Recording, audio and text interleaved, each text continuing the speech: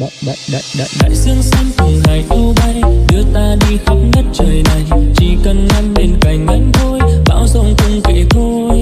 Nụ hoa xinh dịu dàng trên môi, cho tim anh rung động bối rối. Trời xanh với mây ngàn kéo tới, yêu mất thôi người ơi.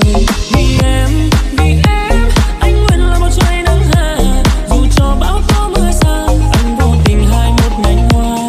Tặng em giữ dừng lại một chút thôi, em nuôi bầu trời có hai ta thôi.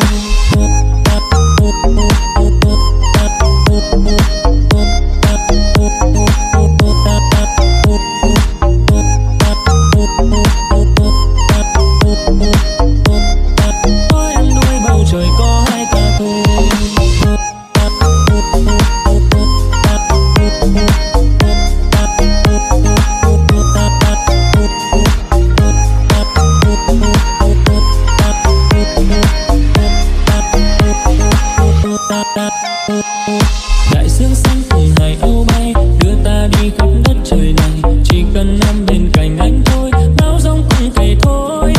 Nụ hoa xinh dịu dàng trên môi, cho tim anh rung động bối rối. Trời xanh với mây ngàn kéo tới, yêu mất thôi người ơi. Vì em anh nguyện là một trời nắng hạ, dù cho bão tố mưa xa, anh vô tình hai một nhành hoa. Tặng em giữ anh nắng ban mai, dừng lại một chút thôi, đắm đuôi bầu trời có hai ta thôi. Vì em anh nguyện là một trời nắng hạ, dù cho bão tố mưa xa, anh vô tình hai một nhành hoa.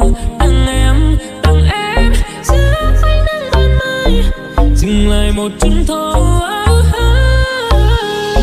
Cười em như tia nắng xuân, em đêm mang theo hơi ấm, âu sầu trong anh như xóa đi chơi với những nụ cười ngây ngô đáng yêu. Này em có nụ cười xinh như là mặt trời bé con, dừng lại một chút thôi, đắm đuôi bầu trời có hai ta thôi.